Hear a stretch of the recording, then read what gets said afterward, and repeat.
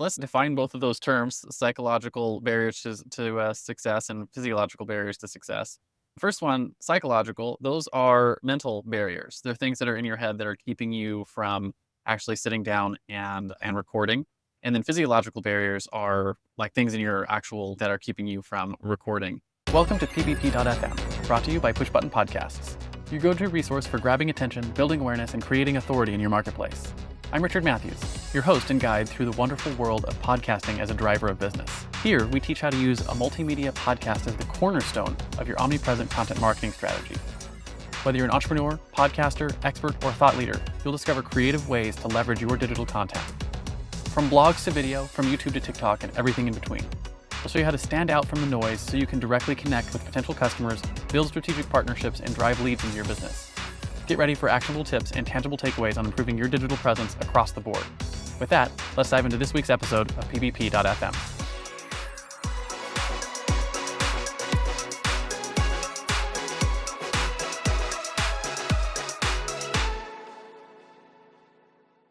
Hello and welcome back to the PvP.fm podcast. My name is Richard Matthews. I'm the founder of Push Button Podcast, and I've got Kevin Rundle, my recording buddy, on the line with me today. Kevin, are you there? I am here, and it doesn't feel like we have a technological barrier Listen, this now. is only like our fourth take trying to get the audio to work this morning. We were having some technical difficulties, which is a useful segue into our topic for the day because we want to talk about It is. psychological and physiological barriers to recording, which there are many. And we'll talk a little bit about a few of the ones that I run into and that Kevin runs into and how you might overcome some of them.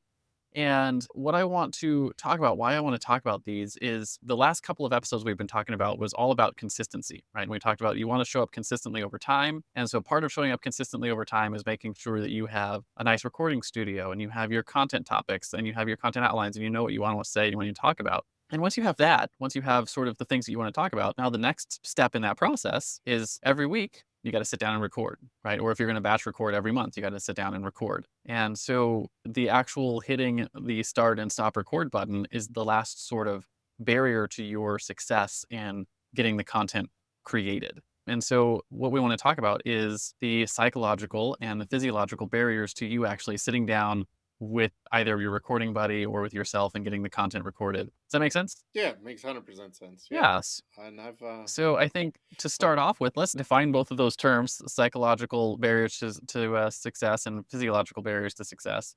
First one, psychological, those are mental barriers. They're things that are in your head that are keeping you from actually sitting down and recording.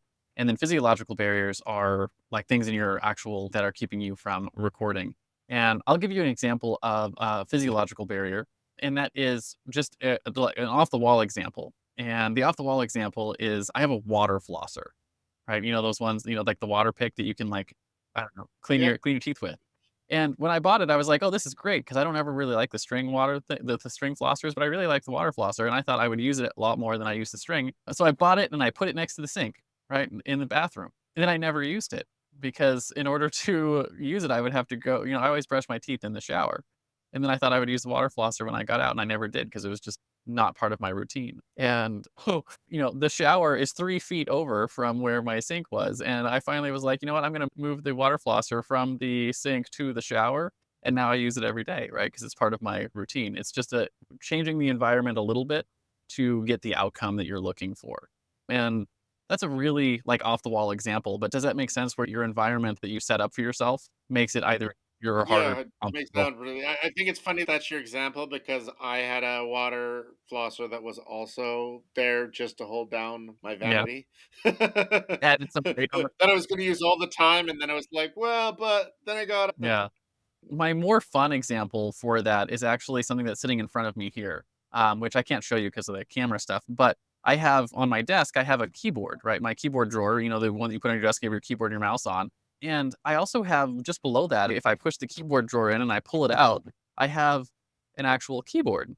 I have a piano. And the thing about that was something that was really interesting is I wanted to learn to play the piano a couple years ago. And so I bought the little keyboard that's actually attached to my desk now. We travel full time. I've mentioned to you before, and I think most of our audience here knows, like I'm in an RV, right? And so we've traveled for like 6 years. And so anytime I wanted to practice this piano that I purchased because I wanted to pick up this skill, I would have to clear off my desk, take the piano out of storage, find it, plug it in, find a spot for it. it was like a whole ordeal, right? It didn't take long, maybe 10, 15 minutes, but that 10, 15 minutes was something that I had to put in at the beginning and at the end of every time I wanted to practice. And practice sessions would only be like 10, 15 minutes anyways. So in order to sit down and practice and learn this skill, I had to commit 45 minutes to get even 15 minutes of practice time. And so I took a sort of extreme measure on that. I was like, hey, I want to actually learn how to do this and change my environment to make it easy.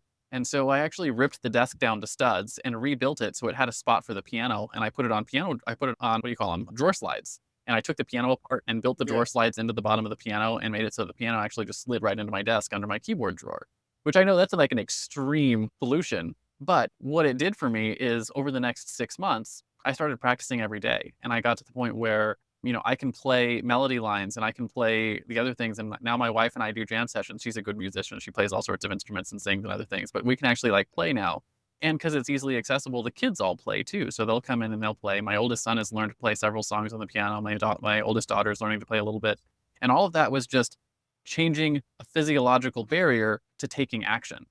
And so what I want to point out for people is that if you have something in your environment that is keeping you from taking the action you want to take, in this case, consistently recording your podcast, how can you change your environment to fix that? So, and sometimes it's if the outcome you want is worth it, even an extreme solution can be really helpful. So, what are your thoughts on that so far? I mean, I couldn't agree more. The truth is that over time, I've discovered that disciplined people are still people, and they just make it much easier to do the right thing than the wrong thing. So there's just no opportunity to do the thing they don't want to do. And so by making it easier to choose better food to eat or make it easier to do the task, you're almost guaranteed to be more disciplined. And all it is like if you already want to do it, psychologically you lose that block that's like I have to set it up, Mhm. right? I'm sure there was lots of times where you're like, oh, I have to go get it out and set it up, and like the actual physical not being there was less of a problem than the mental load it caused you just to To think figure out about setting it setting it up and up. taking everything out that was, because my desk is always covered in crap, so I'd have to clean all the crap off of the desk and make a spot for it, and I did do it, but in the first 6 months, it took me 6 weeks after I get to, like, get twice as good as I was in 6 months, right? Just because it was so much easier, Yeah, yeah, to 100%. get where I wanted to go. Oh no, it's funny too because like now that I have all the things kind of set up and properly placed, I found that I've been experimenting a lot more with like even today I moved the lights in and I moved myself closer to the backdrop. I was like, I want to see what it looks like. Clearly I'm too close. I've got shadows going on. I'm like, Right away. I need to move another foot and a half As away. for those of you who've been watching our episodes that have been coming out with Kevin, you've seen his studio get better, and it'll just continue to get better as he experiments and works on that, and that's one of the things that I think is really important, and one of the reasons why the couple of episodes we've talked about so far is I think one of the big physiological barriers to recording is having a simple place to record. That's why we talk about building a mini studio, because if you have and I can probably show off this stuff a little bit if I pull my camera up here. Like, I took the extra couple of seconds to permanently mount my lights, so I don't have to take them up and down. And I took a couple of extra minutes to permanently mount my microphone. And so there's my other light, and then I permanently mounted the backdrop that I'm using on the ceiling. And I didn't do this. It took me a while to do this, but I have a little remote control here now, and this backdrop is on a little button clicker. And I used to just have it on little hangers, and I would hang the backdrop up and take it down, fold it up, take it up, and it took like 35 seconds to do it. It wasn't hard, but I did take the extra time. Actually, it was earlier this year to build a little remote control thing for it because I'm just constantly looking for how can I make the physiological barriers to sitting down and doing the thing I know I want to do more of as easy and brain dead simple as possible.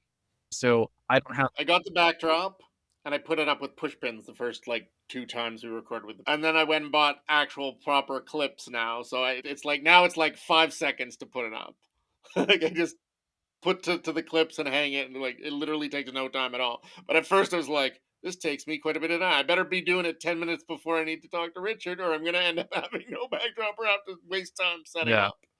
The lights are in. I'm gonna buy a stand, I think, for the microphone Alright. because right now it's a lonely floater, but it actually will connect to like a tripod base,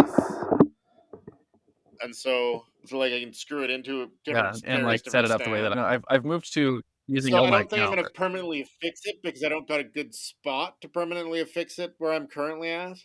Yeah.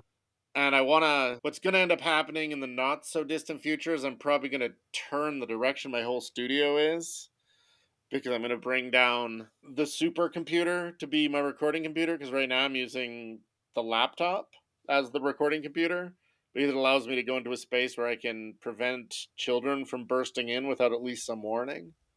We've That's talked a about good it several barrier. times, but me and Richard both have lots of kids if you're new, and their respect for one's space is less than an adult by at least 1 degree. They're learning, we're teaching them. But yeah, that's Yes. the thing that I think is really vital for people who are looking to get into this world of using podcasts to create strategic influence. Part of that success is showing up consistently. And part of showing up consistently is just making your environment conducive to taking the action you want to take. And so, you've already heard from my examples. I'm no stranger to taking extreme measures to make my environment simple for that. And it's one of the reasons why when I first started my podcast, and I don't know if I've told this story on this show before, but my other podcast is called The Hero Show, and we're at like 250 episodes of recording on that. I recorded the first episodes for that podcast in 2015. And then I didn't record any more until 2019. 4 years. So yeah, so your story is such a relatable thing. I did web design back in 2017, 2018 is pretty much the core offering of the business that I was doing. So I was doing web apps and web design. And a lot of people were starting their blog. And I changed the way I sold my web design because I required you to write 10 articles to me before I would build your Yeah. website. And everybody's like, why won't you build my blog site right now? I'm like, because if you can't write 10, you can't write 200. And the number of because what it was happening is I write three and then it would just stay at three forever. That was the last article, right? They wrote a hi, I'm going to blog every week and I'm going to tell you great things about landscaping, plumbing. And then they would write, this is how you find a landscaper in your area. And this is crabgrass. And that would be And it. then they'd be done, right? Because they had some sort of either a psychological or physiological barrier keeping them from taking those actions. That's where I was, right? With my podcast, I didn't have a good Yeah, place to 100%. record, and I didn't have good systems in place to do this stuff after I was done recording. That was really my biggest barrier was I didn't have a system to process the stuff that I recorded. And so we fixed that eventually, but it took me a long time to fix those things. And one of the things that I learned over the course of that work was that anytime I take something that even will shave either seconds or moments off of whatever the action I want to take is, whether that is, the post production, which we'll talk more about later in this podcast, or the pre production, which is setting up your studio. Anytime I can make that process simpler, it's worth almost every ounce of effort. One of my favorite stories from Henry Ford, he was talking about their, I think it wasn't Henry Ford, it was Andrew Carnegie. He was talking about their steel plants. And they were doing a whole bunch of things. And he was asking about efficiency. And they'd asked him, they were like, hey, or he asked what what do you call it, the outcome was for making it more efficient. And the guys were like, yeah, if we spend some upteen millions of dollars and restructure this whole thing, we can save like 1 cent or 1 second per like sheet that comes out. And he was like, do it, shut down the factory, do the whole thing, like restructure the whole thing for that 1% gain in efficiency. Because over the course of time, it adds up a lot. Yeah. And that's where I've noticed that in my life. Anytime that's like, it took me 3 weeks to take my desk down to the studs, redesign it, and custom build a new one that fit my piano in it so I could get the result. So the extreme measures give you the opportunity to get the result that you want. Your space Yeah, limitations I do have because of space your lifestyle limitations. choice require Yeah. They extreme. don't you probably don't need extreme to set up a good studio. But my point is that Right. whatever effort it's going to take to remove these barriers so that it's simple for you, the outcome is worth it. Yeah, no, I started a rule that said that anything I could do that prevented me from having to stand up. So time wasn't always the motivating factor, but anything that required me to make a full transition or to actually move from what I was Mhm. doing was ate time because it gave a space for procrastination. Yeah. Like, oh, I got to do that, but I might as well not do it until. So, like, the studio being here and having all the things is definitely takes away that barrier of like, oh, where am I going to set up? How am I going to set? Like, I know I don't have to think about like where's the backdrop going to go. I have hangers now, right? Like, I know where it's going to go. If it's not there, it's not going anywhere. So Yeah. all the lights are here and they're always here and they're set up on One's a ring light on a tripod, and the other one's a one of the ones that you suggest on a tripod. Yeah. And they both have varying intensities, so I can set them to get. I mean, obviously, my problem right now is that I'm too close to the backdrop, and it's the only reason this happened is because somebody gave me a chair. Like, ooh, a chair with a back. So you're like, "Ooh, I'm gonna use it." Now we can try a different position. But I find I much more have to set pre and post Yeah. processes to That's things. where Like once I knew I was doing this with you, when we're done, the first thing I'm going to do is I'm going to put USB light on the charger because if I don't, when next time I go to use it, I turn it on and it goes to nothing. here you go. I'm going to stomp around in a circle like a small child, and then I The won't I actually record. plugged my USB charger in and then ran it across the ceiling so I could just keep it on the light and it would charge. I had it connected to the light for, but the problem was I was really needing to play with the light, right? Even right now, the intensity's too high on it. Oh. Oh, look at that.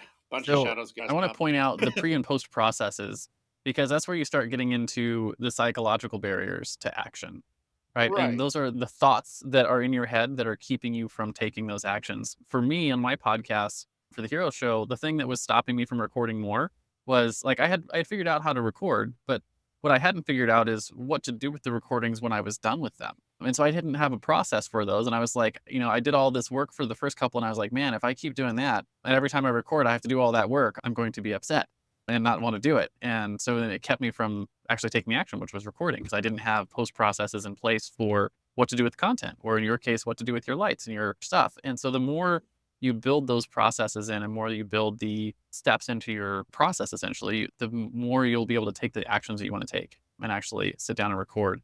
And one of the things we'll do over the course of this podcast is we're actually going to give you all of the processes we use now for both pre-recording, which we've done a lot of the pre-recording stuff already, which is like your content templates and your outlining templates and your mini studio setup. And we're going to get into post-production stuff and what you do with advertising, what you do with processing your stuff. We'll get into all that stuff over the course of this podcast. So you really have all of those, but I really want to just hammer home how important knowing how to overcome these psychological and physiological barriers to success are. And I think we'll probably go over a few more examples here that I think would be useful. One of them for me is having a recording buddy. And that is for whatever reason, if I need to sit down and talk to a camera, right? Like look right at the camera and talk to it, I have a hard time doing that. I have a hard time just speaking to a camera. And not everyone does. We got a good friend. We have a mutual friend, Zach Hammer, who runs the Real Estate Growth Hackers podcast. He has no problem talking to a camera. But like I do. And a lot of other people do as well. But I don't have a problem generally having a conversation. So having a recording buddy for me, someone who is on my calendar regularly, and that we are expected to record together. And for me, we do this weekly, but I've got clients who do this monthly. Well, they have someone on their team or someone on their staff or someone that they're hiring that they've brought in who's just knows how to have a structured conversation. We've talked about the structured conversation already, which, what, why, how, now. That's what we're doing now is structured conversation, someone who's on your calendar that removes that barrier of, for me, of how am I going to have this conversation? How am I going to talk? So where does that fit for you? I never struggled with the talking to the camera very much. I struggled a lot with not pressing record because I didn't want to edit. And not that I didn't want to edit, but I didn't it felt like it needed to be one take. It took me a long time to kind of realize I could just go back 10 seconds, start that piece of conversation again, and just clip that piece out and it would be okay. I did a 90-day challenge and I released 47 videos, one a day. So I didn't even hit my 90 days. But one of the things about that was because my kids were a lot smaller, I had to do it late. And I ended up with a bunch of videos where, like, in the middle of me explaining something, I yawn or something. And one of the things in like video 44 or 43, I yawned. And that video happened to get a lot of traction. It has like 80,000 views or something. Of course, about 20 of the people in the comments are complaining about me yawning and how unprofessional I am for yawning in the middle of something. And I don't think I handled it the best as a creator, anyways. But I was like, sorry, man, I recorded this at 2 a.m. and I provided it to the internet for free about a subject that nobody else is talking about because it's really niche. And so if you don't like it, go pound salt. Right, and that goes right back into some of those psychological barriers to action, where when you put out content, people are going to judge you for it. Right? It's gonna happen, Yeah. and it's part of the process of being a creator and building this. I always we call this strategic influence. Being someone who has influence in your marketplace is going to come with both people who appreciate the influence you have and people who don't, and so that can be a psychological barrier to action. And the only way to overcome that one is to just, well, not to be colorful, but to grow balls, right? Like it's just part of. Yeah, so the truth is I think it was after that comment and those conversations that I stopped recording as Yeah, much because I wanted to edit more. And like the hero show, guess what happened when post production got worse? Production got stopped because if I had to spend most of my videos are 15 to 45 minutes long. So if I had to spend 45 minutes watching through once just to clip things out and clean stuff up, it doesn't sound like much. Okay, so let's say we're doing it 1.5 because I can speed up the video as I'm watching it to edit. So now we got 30 minutes. You're still 30 minutes of rewatching, right? I found that like to produce 10 minutes of video was taking me 2 hours, three yeah. hours. All of a sudden, it was a much bigger commitment than it was when I was just pressing record and doing the screen record and being done. Yeah, and that Um, is, really our goal for all of our clients here. That's what the PvP Push Button Podcast stands for, is we wanna help you get your podcast to the point where it's push button, right? You push the start record button, you push the stop record button, and everything else you have systems and processes for, or you have people who are handling, and so you are able to show up in your marketplace and create that omnipresence and create that influence. Are you ready to amplify your influence and stand out from the noise? Join Richard Matthews on pbp.fm as he explores the power of podcasting, social media, and strategic content to boost your reach. You'll discover the latest trends in video, audio, and influencer marketing, plus unlock insider tips to create binge-worthy content spotlighting you as a leader. With upbeat energy and clear, empowering advice, Richard guides publishers, experts, and entrepreneurs on starting a podcast, improving social strategy, and connecting with your perfect audience. Visit pbp.fm and book a podcast strategy session to start spreading your message today.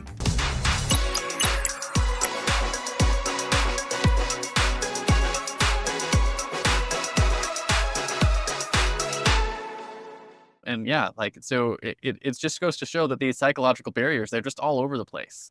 And you have to be cognizant of them. And they're going to be different for you than they are for me. Right. So, and different for anyone who's in our audience. You may not have a problem setting up your studio and putting it down. You may not have a problem talking to the camera. You don't need a recording buddy. You may not have a problem with the editing. You love it. Or you already have an editor on your team who's just going to handle that for you. Right. But you'll just need to know what are the psychological and the physiological barriers that are keeping me from saying yes to recording every single week. And so, what I want, if you're listening to this, what I want you to do is to think through those things. What are they for you? We've given you several examples from both myself and Kevin's, our podcasting and content creation journeys over the years.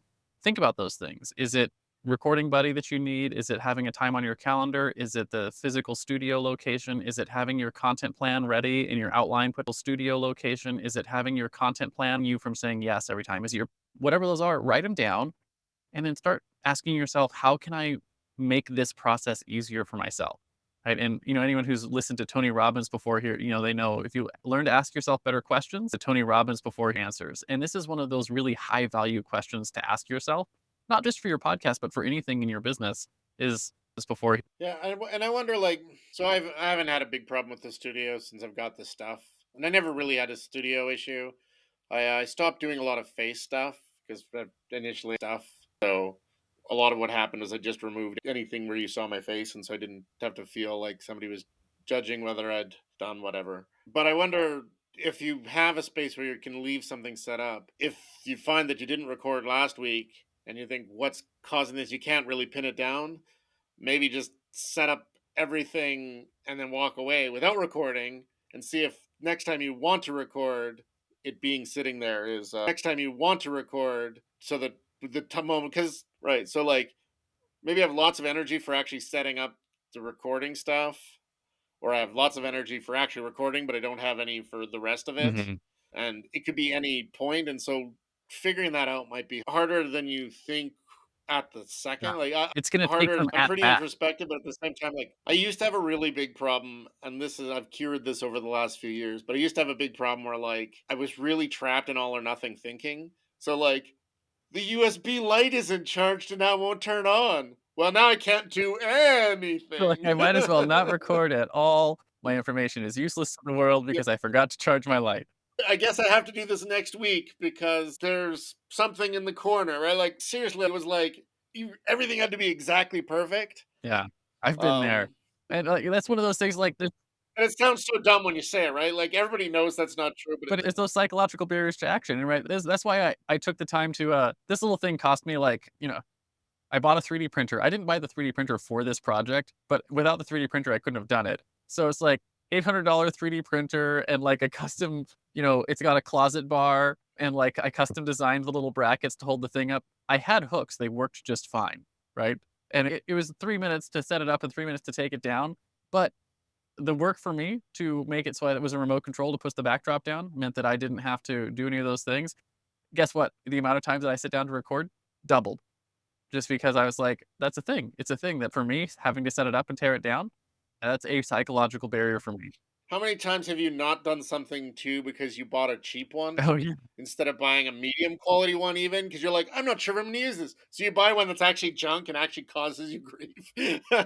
I uh Or break the music. I had that problem once with an instrument long ago. So your keyboard's a funny one, but like if you buy a really cheap, crappy, like Walmarty keyboard, was like, oh, I can get it. It has none of the features. It doesn't hook up right. It doesn't do the things you want. It doesn't. Or so mine was actually a guitar. I bought a really crappy guitar, and the fretboard, don't think it was completely straight, and the tuning pegs Yeah, didn't actually hold that's very actually a well. really good And so point. every time you picked the thing up, it sounded like garbage. But I might have learned to play the guitar at that point if I hadn't bought a cheap one. If I just went and bought a middle of the road one that was pretty Yeah, good. that's a really good point about the, quality of tools, and it's something that, like, I learned from my dad young in the wrong way. Love my dad to pieces, but he always liked to buy the cheap tools. So he'd, like, buy the cheap hammer to do the work, and then, like, it would break halfway through your project, and then you have to go buy another hammer, and, like, so one of the things I learned, I was like, "Just buy the nice hammer, and it'll get you all the way through the project." And through So you're American, so you don't have Canadian Tire. But Canadian Tire has a brand called yeah, Mastercraft. And Mastercraft's claim to fame is that it has a lifetime warranty. But for a long time, it was really garbage. And so you'd buy a socket set, and the socket would break or it would not actually fit the size it was supposed to be. And so you could bring it back to the store and they give you a brand new one. But replacing the pieces once a month or twice a week or considerably less good than just paying twice as much and getting one that wasn't garbage all the yep. We have time. do So we used to do you joke guys have about. Harbor Freight in Canada? I don't think so. Harbor Freight's the No. same way. It's a Chinese store, and everything comes straight from, like, the cheapest warehouses in China ever, and they're all tools, and, like, you can buy pretty much anything. Like, I bought a grinder, but the grinder cost me, like, 15 bucks, and I was like, "I only need it to survive to cut 4 bolts," and it did survive through those 4 bolts barely, but, like, that's the kind of tools that they have, and so, like, that's if you're going to do a simple, like, one-off project, maybe. But when you're gonna sit down and actually record this kind of content over the long term, getting a nice quality microphone, Yeah. getting nice quality lights, getting a nice quality camera, right? You don't even have to get something fancy. I'm using my iPhone. I think you're using your phone. Yeah, I'm using an Android Yeah. phone. The softwares for the professional edition is $7 that I'm using right now. I'm using iRune. And I use a little contraption. This is a MagSafe thing that goes on the back of the phone, and it just sticks onto my what do you call it? My tripod. And so my camera Your magnify tripod, yeah. or what do you call it? Magnetizes. I don't have to do anything with it. So real, you don't have to buy fancy stuff, but just So my ring quality. light, I picked it up at Walmart. It's like a YouTube creator ring light, but it had the phone mount already Yeah. in it. So my phone goes right in the middle of my ring light. The ring light was pretty good. It was pretty big. I'm like, oh, and it was on sale. I bought it like at Christmas time. It was meant for some kid that wanted to be a YouTuber. And I was like, oh, I kind of could use a ring light. And I've used it ridiculously a lot. I mean, under $100. I think it was actually 25 because it was on sale, but regular 49.97. And it works. Bought the lights that you recommended, and have two of them, and I like them a lot. Actually, I like that the variable intensity. That's important for doing this stuff. because I live in a place where there's kids, so a lot of stuff does move. Like I can't permanently affix Yeah. things for fear that once they're attached to the wall, somebody's gonna break it off. They're going to use it as a jungle gym and Yeah, no, and my 5-year-old is in a phase where like everything that is dad's is interesting. So your tale of taking apart the toaster to see how it worked and never getting it back together is his tale. So he's bad for disassembling things that are not hard to disassemble. He's bad for taking things because dad uses it. I have to actually disconnect the podcasting mic because if I don't, it will walk away. I had a box of various recording stuff, like a little tub of them. And I went upstairs yet the other day, and the tub was sitting on the table empty, and the lid was on the floor, and all the stuff that was in it, I don't even know where some of it is. oh, it's still beer. And it's studio headset for like when I'm doing audio stuff. And like there was a bunch of stuff. One of that I still don't know where it is. It's somewhere in my house, I presume. Yeah. Well, I don't know that I have anything more useful to share on this subject for psychological barriers, I physiological think the only barriers, other but thing, like, I think once you've hit record, the second place where psychological barriers exist, or at least do for me, is pressing publish. mm, If you aren't using push button podcasts, so they're doing all the magic that, so you can just trust that the edit was done right and the sound is equalized. Man, that was the hardest thing I ever got was to consistently actually make it public and published. yeah, Even if I was talking to the camera, even if I had a recording buddy, then because I have a recording buddy, the recording buddies have been both awesome and frustrating. I have one recording buddy who will never let anything be published. You record like we're recording right now, you have a good conversation, and then he's like, "Oh, I'd never watch this because I think it's all terrible," and so he doesn't want to publish. And then I have another guy that I just started trying to work with where he was so like, yeah, we're gonna do this. I already have perfect people to talk to. Also, I've got a bunch of content we should make. We like got excited, did a content plan, and then it's like since that moment, he's been out. So if you find yourself with a recording buddy who is actually become a physiological or psychological barrier, consider that, right? Like I think that's the other half that one should consider. And when you're done, publish and fix what people comment on. Don't think too hard about it. yeah. I don't think anybody's ready. Like if you don't have an editing team because you're just getting started or you're scared to do it or you're not ready to talk to Richard's team, I think you really do need to consider like the best way to figure out what needs to be edited is to let the internet tell me, understanding that I'm learning, so everything you say isn't about me or my self-worth. Yeah. And I know that is so hard to say. Like I said, guy mentions my yawn, and after that, I'm like, I have to fix it all, and I'm like honestly, I yawned at 2 a.m. making a video that people liked. Like, clearly, it wasn't such a big deal that it stopped. And literally, it was like a 42-minute video, and I yawn at like minute 25. And it got like 80,000 views, which means people needed content. Yeah, it's got like it's damn near 100,000 views on that video. Like, it's such a dumb thing. Like, seriously, there's probably 500 comments on that video or 2,000 comments on that video, honestly. And it's the 20 that aren't good comments that are the ones that I still think of. Like, I'm sure there's lots of thank yous and, oh, I couldn't find this anywhere else. Because I remember specifically creating that video because I had just done it. I'm like, this was the worst thing I've ever done. I couldn't find blogs on it. I couldn't find, I had to read the technical stuff, and the technical stuff was all terrible. And it was like, I'm making a YouTube video to keep it for myself. Like, I recorded that video as much or more for me than everybody And else. I think the point for that is everyone I think has heard Yeah. this before. Done is better than perfect, right? I Yeah. had a one of my business mentors. I meet with her every week in my mastermind group, and I used to struggle with perfectionism for a long time until just a few years ago when I started meeting with her.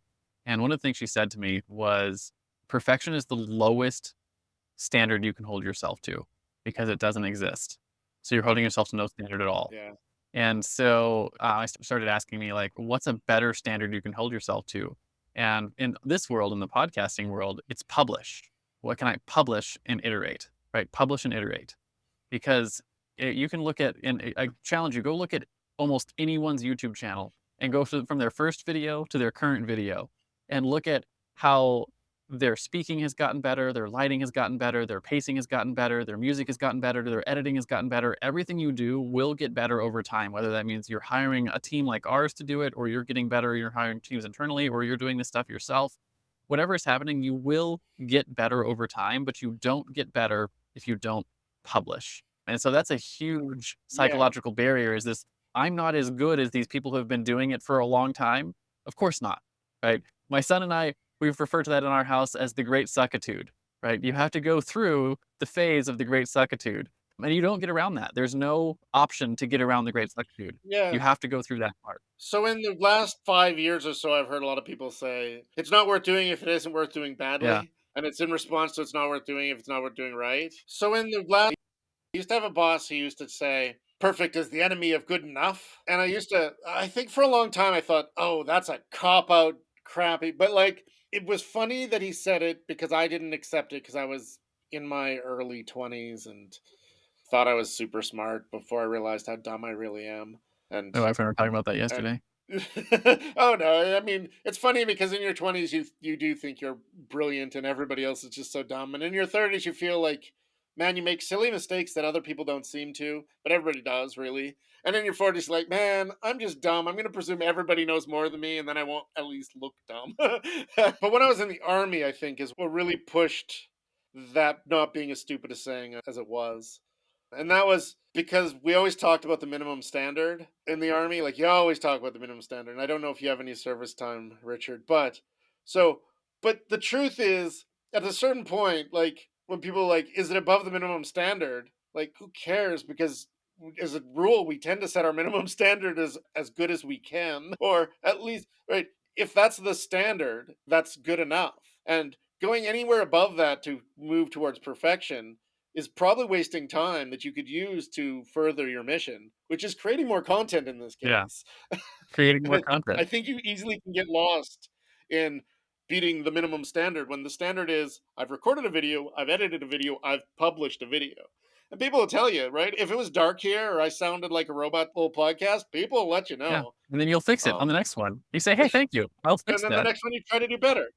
And I'm Yeah. sure as we start publishing these episodes, because they're going through our process now, as we start publishing those, we'll start getting the comments and we'll start improving this stuff as we go. Right. And what's funny to me is like, I run a podcasting company. We're professionals in this world. Like, I've got 250 plus episodes of my own, plus 1,000 that our clients do. And you and I, we still have to go through this process of making this podcast good. Yeah, you have to with every time. That's the funny part is you have to do it every time. And we do bring things to the table, like because we both spoke on camera and published stuff before. That isn't going to be the thing that kills this podcast. I've never really done like a really decent professional home studio. I've always done like a makeshift guerrilla studio. So I've got actual professional lights, actual the back, right? So it's funny because this one's better already. And as you mentioned at the beginning, like I've been experimenting with where the camera is, where the backdrop is, where the lights are. I changed out. I had a different podcasting mic. I went and got the better one where I can actually control gain. And Yeah. I don't know. There's like three knobs on this thing, and I don't know how to use it. You're going through that phase where we're gonna make this Yeah, better as we go, and it might turn off some people at the beginning, and those people aren't gonna be your customers anyways, right? That's one of the things I always used to tell my yeah. wife is she's like, "Yeah, but if I do this, it's not gonna be like, not everyone's gonna like it." I'm like, "It's true. Not everyone's gonna like it, and those people aren't your customers." I always the other one that I have to tell yourself is like, if nobody hates this, then nobody loves this. Yeah. And that's a psychological barrier that I've fought with too. Like I spent a big period of time wanting to be like non-controversial. And I don't want to be like riding controversy, but I think you should have strong opinions because in the marketing world we say like if it's written for everybody, it's written for Yeah. nobody, right? Why do you niche? Because if your messaging is for everybody, then it's actually for nobody. Yeah. Yep. Like why should anybody care? And that's why when you talk to the guy who drives the pink Civic, all the guys who have pink Civics are like, "Yeah, I drive a pink Civic," right? Yeah.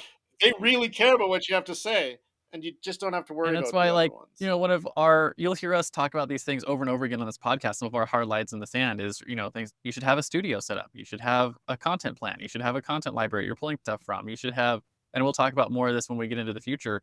Podcasts, I think, are a better cornerstone for your content marketing than a newsletter or a blog. Not that you can't use a newsletter or use a blog as a cornerstone for your content marketing, but I think a podcast is better. And we'll talk more about the reasons why, but those are like hard lines in the sand for us. That's like, hey, this is better, and we believe these things, and this is why we believe those things. And that gives us the opportunity to sort of stand up and stand on the whole love hate thing. People are going to disagree. And I know people in my own world that are in my network that vehemently disagree that podcasts are the best cornerstone. I got a good friend of mine who's like, nope, it's newsletters. Newsletters are the best. And for some people, they might be. But for us and the people that we're looking to talk to, they're the ones that want to have, all the leverage that comes with running a podcast. I think this is the best. And we'll talk more about those leverage things as we get further into the. Yeah, I think so too. So my last thought was, do you have a pre-recording mantra or any like ritual you do to psychologically be like on the camera now? So I do, but it is part of it's a uniform.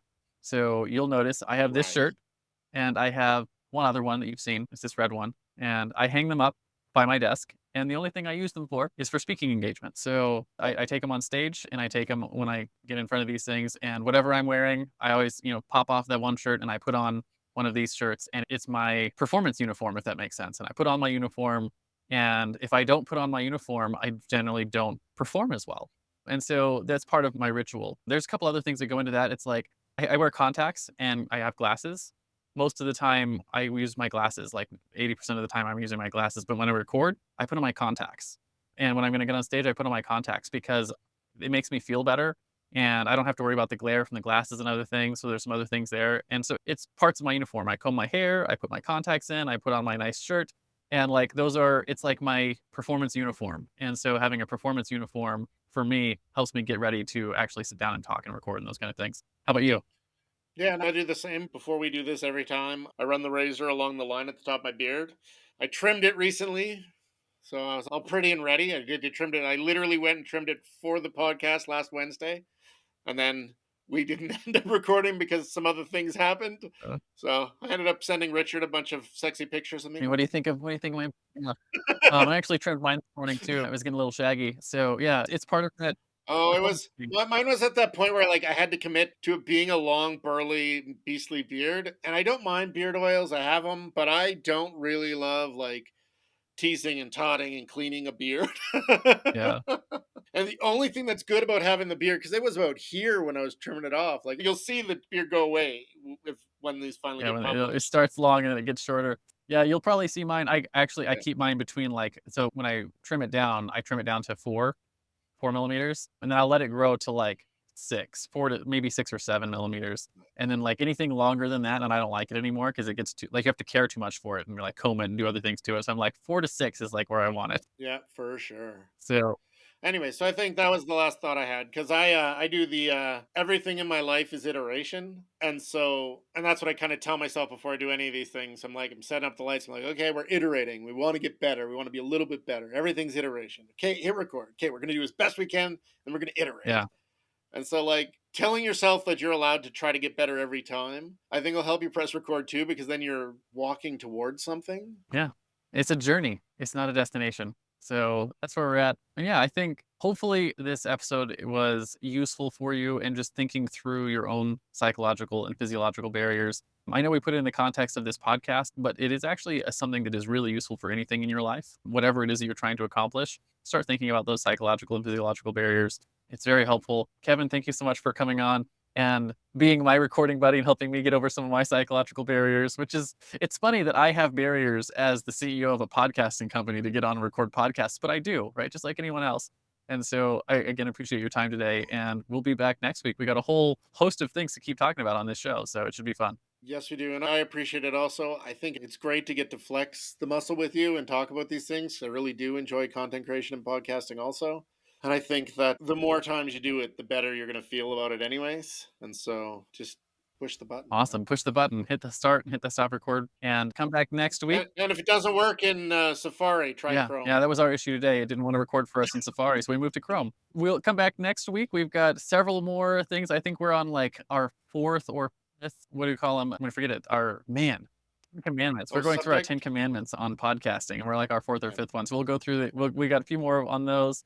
And just to paint the picture of the future, Kevin and I are going to keep doing these and going through all of our main content, but I've also started talking to some of my staff on Push Button Podcasts And some of the things that they do way better than I do, I've got a few of them that have agreed to come on and share some of their back-end processes for graphic design, some of the graphic processes for voice acting, some of the back-end processes for project management. So we're going to bring in occasionally other recording buddies to show you really what we're doing to make all the content we do for our clients. And you can just see into our world. Because like I said, I tell all of our clients this, nothing we do is secret. All we do is we execute. And that's what we want to help you do. That's the purpose of this podcast, is to help you execute and get the benefits that come from building a strategic influence podcast. So again, thank you, Kevin, and we'll see you on the next episode. Thanks for joining us this week on pbp.fm. Make sure to visit our website, pbp.fm, where you can subscribe to the show on Apple Podcasts, Spotify, or via RSS so you'll never miss a show. While you're at it, if you found value in the show, we'd appreciate a rating on Apple Podcasts. Or if you'd simply tell a friend about the show, that would help us out too. And if you'd like to get help building an omnipresent content marketing strategy with a podcast and you want help, you might want to book a podcast strategy session with us at pbp.fm. Just click the Book a Strategy Session button and book a time on our calendar. We look forward to speaking with you. And be sure to tune in next week for our next episode.